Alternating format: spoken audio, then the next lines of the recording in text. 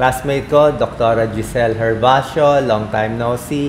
Sabay kami nag-cardiology training sa PGH. Matagal na. Pero si Dr. Giselle, expert niya, cardiologist na, nag-aral pa siya ng electrophysiology. Diba? Ibig sabihin yung kuryente ng puso. So, Dr. Giselle, kamusta sa mga natin? Makikinig. Hello po ulit. Good morning. Sinabi ko nga, intermed to, ang med school niya hindi 10 years. Kung mga genius, 7 years lang. Paano mo ginawa yun? No? Pre-med mo, 2 years lang. 2 years yung pre-med.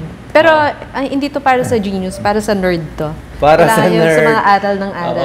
Pag siya ang guest, nakita mo kanina nga, ang dami nanonood. Anyway, kahit gaano kalalim ang tanong nyo sa puso, kaya niya sagutin. Siya rin taga-lecture here and abroad.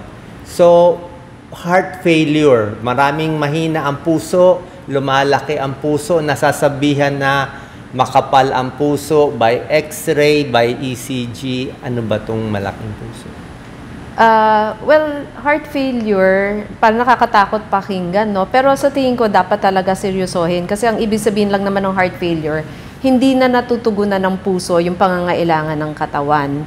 And ang pinaka-common po na sintomas is hinihingal o hinahapo yung pasyente. Paano hapo? Like ako, pag aging na, syempre mas hapo ka na than before. How do you know yung heart failure na hapo at yung hapo mainit, mataba lang o nagkakaedad? Siguro, ang pinakamadali is i-compare mo sa dati mong nagagawa. Kung hindi mo na nagagawa yung dati mong kayang gawin or mas hirap kang gawin yung dating kaya mong gawin, isang warning symptom na yon. Heart failure is malakas din kabog ba? Nararamdaman mo ba yun na mahina yung tibok? Meron kasi minsan nagko-comment, parang mahina tibok ng puso ko. Meron bang gano'n? Iba-iba yung pag-describe ng mga pasyente Pero ang pinaka-common na description is hinahapo. Parang madaling mapagod, tas hinihingal. Pero meron rin ibang gano'n yung description na parang kulang yung hangin, o kaya parang mabagal yung tibok. Minsan ganun yung pagkakadescribe. Or nauupos na kandila. Correct. May ganun sila sinasabi Correct. lagi. Kasi pag sobrang hina ng puso, bumabagsak yung blood pressure So talagang kulang na kulang yung daloy ng dugo sa buong katawan. So usually hindi na sila high blood? Nalo-low blood sila? Oo, pagka mahinang-mahina, low blood na. Nalo-low blood na? Oo, yung high blood, hindi yun usually nakikita. Marami tayo nakikitang patients na nasasabihan may cardiomegaly sa ECG o sa X-ray, pero pagtingin naman natin, wala. Marami nagwo-worry, nasabihan daw sila malaki puso ng primary doctor. I think tama ka doon, Batch. Kasi yung cardiomegaly sa X-ray, napaka-common po niya na finding. Pero pag pina-2D echo po natin, which is yung ultrasound ng puso, hindi naman. So, huwag ka agad matakot pag nakita to sa X-ray. Pero of course, kailangan ipa-check. Bakit nila binabasa madalas cardiomegaly mo? Because, kasi yung X-ray parang 2D, two-dimensional image lang siya. So, depende sa paghinga. Yung paghinga mo habang ginawa yung X-ray, depende sa shape ng katawan, sa shape ng ribs, pwedeng magkamali. So, wag matakot pag sinabi malaki ang puso sa X-ray. Yung AA, atherosclerotic aorta, matatakot na ba sila? Hindi. Barado na ba yung artery? Hindi. Yung aorta po kasi yun yung malaking ugat na galing sa puso. Lahat naman tayo talagang habang umiidad, nagkakaroon ng deposit ng calcium. So, kunyari, nagkaroon ng deposition ng cholesterol dun sa aorta, at dumikit dun yung calcium, makikita na po yun sa X-ray. Pero hindi po yun nangangahulugan na barado na. By 55, 60, parang meron na. No? Oo. Maraming okay naman na pasyente na may gano'n na reading. Pag sa ECG, siya yung expert sa ECG, tsaka sa mga pacemaker. Pag sa ECG, nasabihan, lumalaki ang puso. Oo. Ilang percent tama? I think pag mas mahigit ka sa 40 years old, tapos nakita sa ECG na malaki yung puso, mas accurate yon kumpara sa X-ray. Ibig sabihin, kasi ang mini-measure sa ECG is yung laki ng yung mga waveform doon. Lumalaki yon pag malaki yung puso. Pero just the same, kailangan pa rin pong ma-2D echo para ma-confirm. So 2D echo pinakamaganda. Yes, yun yung parang widely available na pwede na rin natin sabihin na gold standard Okay. ng heart enlargement. So pag humihina yung puso, pati ba yung heartbeat usually bumibilis o bumabagal? Sa una, bibilis kasi babawi eh. Parang yun yung paraan ng puso na makahabol sa kahinaan ng puso. So, bibilis yung tibok ng puso. Pero syempre, pag towards the end, pag medyo agaw buhay na, yun, pabagal na yun. Ano yung mga risk factors? Bakit ba humihina ang puso? Siguro enumerate natin yung mga bad habits ng kababayan natin. Yes. So, meron tinatawag na coronary artery risk factors. Kasi yung coronary arteries, yun po yung ugat ng puso na nagsusupply ng dugo sa puso. Ano yung mga factors na pwedeng mag-promote na magbarato? Well, of course, first of all, edad, no? Habang umiidad tayo, lumalaki yung chance ng magbara. Pero other than that, kung meron po kayong high blood, diabetes, high cholesterol, very important po yung paninigarilyo. Paninigarilyo, isa yan sa biggest risk factor. Tsaka diabetes, no? Pag meron ka isa o dalawa sa mga to, tumataas yung tsansa. And then family history, minsan tumatakbo siya sa ilang pamilya. Sa cholesterol, gaano kasama, gaano kataas, or not so? Well, sa tingin ko yung sa cholesterol, depende po yun sa sitwasyon ninyo. Kunyari, dati ka nang nagka-heart attack or dati nang may bara, yung LDL, yun po yung bad cholesterol. Makikita po sa lipid profile yung LDL.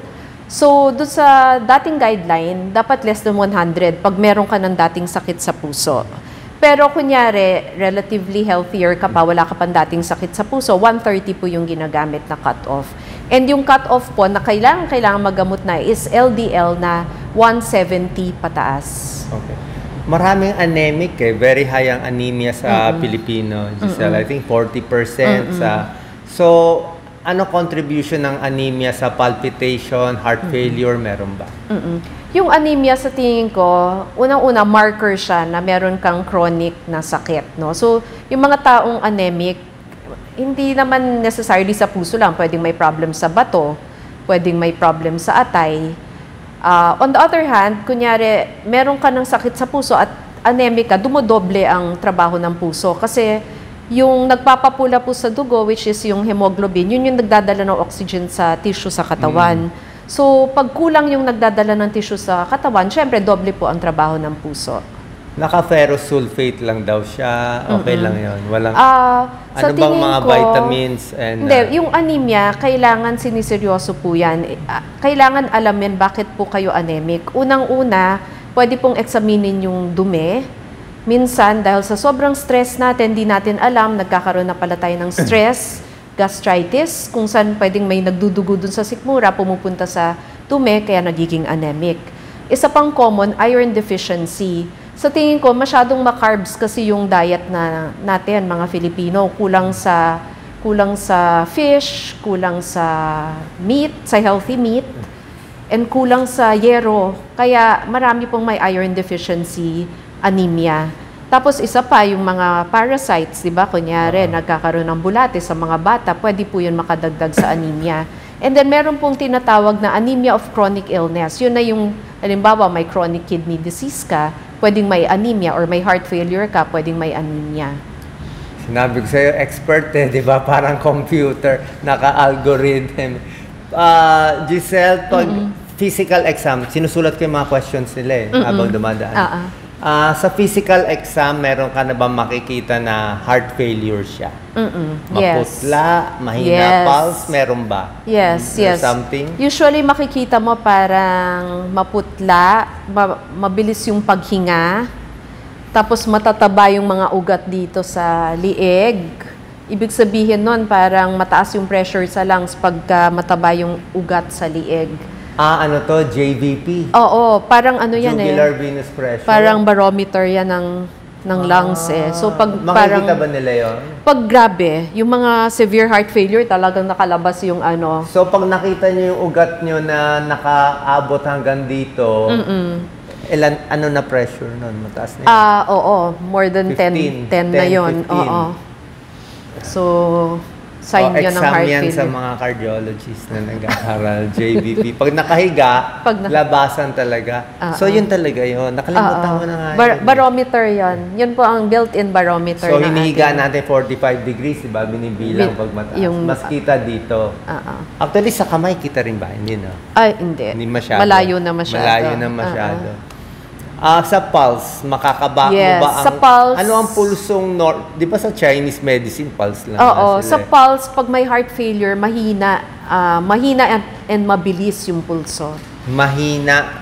Ano ba normal pulse dapat? 60... Hindi, yung wave niya. Yung wave. Parang ganito ba yung wave? Ganyan. Depende kung saan mo kunin. Pero usually, pag yung arterial pulse, isang wave yung nakakapa. Pag medyo mababa yung wave mo, mababa yung akyat, medyo heart failure na yun. Isang possibility yun. Or doble. Di ba? Meron din doble. Mga biped, bisped. Okay. Pagdating sa ECG, may nagtatanong incomplete right bundle branch. Block daw siya, left bundle branch. Ano bang mga normal at hindi normal na...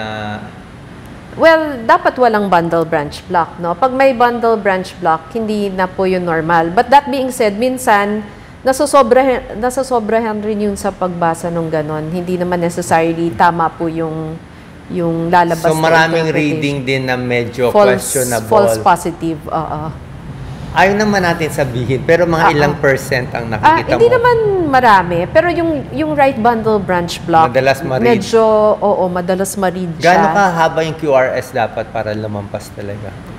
Ang normal QRS kasi is 0.08 to 0.1 second. So, 0.12 ang lampas 0.12. Malalim na yun. 3 small squares dapat. So, wag na lang babasahan. Pag hindi naman ganun kalapad yung ECG, wag pansinin. Wag rin mag-over-interpret. Doon sa mga nagbabasa po ng ECG, wag rin naman mag-over-interpret. Kasi nadadagdagan po yung anxiety ng pasyente natin. Yung mga sinus arrhythmia, yung mga... Normal lang yon. Yung nababasahan po ng sinus arrhythmia, wag po kayo mag-alala. Normal variant po yon. Maraming NSST, non-specific, panic na sila sa kanila, non-specific. Heart, barado na, mamatay Well, yung non-specific, ang ibig lang sabihin po, yung doktor na tumitingin, dapat i-correlate niya yung ECG dun sa overall picture ng pasyente, dun sa history, sa physical exam, at sa ibang lab results. Siya daw may heart failure siya, 41 years old. Meron na bang ganung kabata nagkaka-heart failure? Unfortunately, yes. From what? Even nga sa pediatric. Well, itong mga young people na may heart failure, anong sa tingin cause? ko ngayon, especially sa lalaki, dumadami yung may coronary artery disease. Makakarinig ka na bata pa lang na lalaki, inatake na sa puso, na angioplasty na. Gaano kabata? 30s. 30s? Yes, Anong 30s. Pwedeng familial, pwedeng lifestyle, smoking. Maraming smokers, tsaka diabetics.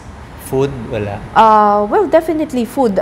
May nagko-comment nga ng mga foreign guest speakers natin. Napansin nila, ang dami na daw matatabang Filipino. Na pag tayo-tayo lang, parang hindi natin napapansin, pero maaaring totoo na dumadami yung obesity, yung katabaan. Vaping? Wala pang pag-aaral? May konting pag-aaral na. May konti na pag-aaral sa heart. Sa heart. In fact, may isang na-publish na case report po galing sa PGH na sa inyo rin. Sa vaping, inatake yung isang batang lalaki sa puso. So, ingat din. Opo. At saka ang isang dangerous sa vaping, very highly addictive po siya. Kasi yung concentration is parang hindi ko maalala yung exact figure kung 10 times more potent than cigarette sa addictive potential. So pag sa heart failure, yan na nakita natin sa 2D echo, mahina na yung puso. Ano muna ang medical na gamutan na binibigay mong gamot? Ano bawal, ano pwede? At mamaya nga may gagawin ka nga, pacemaker. Bago yung ginagawa ni Dr. Giselle. Pacemaker for heart failure. Ilan lang kayo gumagawa niyan dito? Well, a handful pa lang yung gumagawa. Wala pang 5? Ay, hindi naman. More na. 50 na po ang electrophysiologist sa Pilipinas. So, 50 lang kayo sa buong Pilipinas. Kaming mga cardiologists na 2,000. Yung sa heart failure, ang cornerstone po sa lifestyle, bawal po yung maalat. Bawal Gaano maalat. kaalat? No salt added. Ibig sabihin, wag na kayo magpatis, wag na kayo magtoyo. Yung timpla po ng luto ay dapat matabang. Yung dami ng iniinom na Tubig. total fluids, tubig sa baw lahat na 1.5 to 2 liters. Tsaka bawal po magpagod kasi lalong nakaka-aggravate. Pero I think yung pinaka-importante is tingnan kung meron reversible cause. Ano yung mga possible reversible causes? Number 1, kung may bara, no? Pwedeng ayusin yung bara. For example, kung grabe talaga yung bara sa ugat ng puso, meron pong mga procedure para pwedeng buksan po yung bara. Second na pwedeng makahina ng puso, yung pamamaga ng puso. At marami tayong nakita nung COVID. Ano pamamaga? Myocarditis. Yung myocarditis. Common na myocarditis? Ngayon medyo dumadami siya because Medyo- sa viral infection. From COVID From and whatever. COVID and other viruses, pwedeng humina yung puso. Di ba dati tsamba lang yung Oo, magka-viral myocarditis? Parang minalas yung virus, yung muscle lang tinama, hindi yung ugat. Correct. Ngayon marami kayo nakikita, yun ang cause. Oo. Although, syempre kami kasi sa PGH Referral Center po kami. So, hindi naman necessarily ito yung nakikita talaga sa Wala community. tayong magagawa dun sa viral myocarditis. Hindi. Ang good news naman sa viral myocarditis, yung karamihan naman nagre-reverse after 6 months. Pero meron rin nagpo-persist, meaning even after 6 months nakalipas, mahina pa rin yung puso. Mitral valve prolapse anterior. Depende po, kung mitral valve prolapse, depende po kung may kaakibat na mitral regurgitation. Pag wala, then I think okay pa, pwedeng i-observe. Pero kung may severe mitral regurgitation, kailangan pong maayos yung valve. Kasi kung hindi, hihina at magka-heart failure. Marami sa kanila may murmur eh. May mild, TR, AS. Basta mild, okay lang. Basta mild in general, okay lang, except pag rheumatic. Yung rheumatic fever po, isa po yan sa more common etiologies o cause, sanhi ng heart dysfunction sa Pilipinas. In fact, parang nagkaroon nga ng, parang endemic sa atin. Galing po yun sa sore throat. Pag madalas magka-sore throat pag bata, pwedeng nagkakaroon ng immune reaction yung katawan na nasisira yung heart valve. So, pag eventually nasira yung heart valve, naninikip po, meron kayong maririnig mitral stenosis, aortic stenosis. Potentially delikado yon kasi roughly in mga 10 years, magiging moderate to severe siya. Bakit na dumadami ang RHD? Ano gagawin Yung nila? sore throat. Prevention. Actually, Sore throat, kasama na po sa magamoxicillin. kasama na po sa universal healthcare yung treatment ng rheumatic fever, which is monthly injections ng penicillin. Pwede rin daily oral intake ng penicillin para to prevent. Pero ang pinaka, I think, factor na is kasi pagka, let's say marami kayong kasamang bata sa bahay, and then pasa-pasa yung streptococcus infection causing sore throat, yun na po yung nagiging setting na nagkakaroon ng possible rheumatic fever. So, pag mahirap nga, syempre. kaya nga hindi, pero kaya nga maganda na nasama siya talaga sa universal healthcare kasi it's really a public health concern. Delikado daw ba yung may right bundle branch plaque? Depende po. Pagka walang sintomas, pwede pong ino-observe lang. However, kung may kasamang very slow heartbeat, yon pwedeng delikado yon. O kaya kung nawawala ng malay, yon pwedeng delikado yon. Pero karamihan po na right bundle branch block ay pwedeng i-observe. So, mas safe yung right bundle branch block. Mas ayaw natin yung left. Oo, mas delikado yung left bundle branch block kasi yung left ventricle, yung kaliwang bahagi ng puso, ay yung mas importanteng bahagi ng puso. Kaya pag nagkaroon na ng left bundle branch block, mas seryoso po ang implication noon. Okay. May nagsabi, ang gamot niya sa heart failure, carvedilol, losartan, spironolactone. Meron po Para tayong... saan yun? Tama ba lahat yun? Opo. meron tayong mga sinusunod na clinical practice guidelines. And even tayo sa Philippines, meron na po tayong DOH-led and kasama rin po yung Philippine Heart Center and Philippine General Hospital sa pag-develop ng heart failure guidelines. Nasa internet na po siya. It's for general physicians practicing in the community. So doon naka-enumerate lahat ng mga proven na gamot. Kasama na doon ang yung Entresto po. Yung Entresto medyo may kamahalan. Ito yung sa mga pinakabago. sa mga government hospitals, ano ang Entresto? meron siyang cheaper equivalent, parang generic, Vimada yung pangalan. Yung Entresto po ay isang gamot na parang ina-unload niya yung puso. Pero higit doon, nakita sa malalaking pag-aaral, pinapahaba niya yung buhay ng taong may heart failure. So, under anong class? ARNI. Ito yung generic. Angiotensin receptor, neprilysin inhibitor. Bago Ang generic siya. niya is valsartan, ano nga yun? And something else. Valsartan, nakalimutan ko yung Basta ang brand niya ito, Entresto. So, bago to, hindi siya losartan, hindi siya Mas magaling siya sa enalapril. Mas magaling din sa losartan. Mas magaling sa losartan. Bagong-bago. Bago, mga 5 years ago. So, yun na binibigay ngayon ng mga cardio. Yun ang nasa guideline. Maganda ng pag-aaral. Very, very. Parang in fact, ang tingin sa kanya, para siyang wonder drug of heart failure. Kaya lang medyo mahal.